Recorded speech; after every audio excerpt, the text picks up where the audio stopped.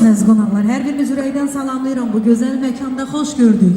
Tanrı xoşbəxt eləsin. Hər iki tərəfə göz aydınlığı verirəm. Gəlin səbəbkarları bir gözəl alqışlayaq.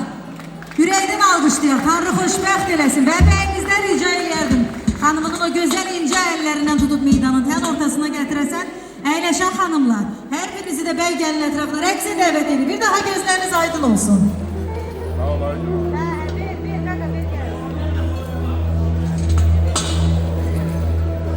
Əyləşən xanımlar, hər birinizi rəqsə dəvət edirik.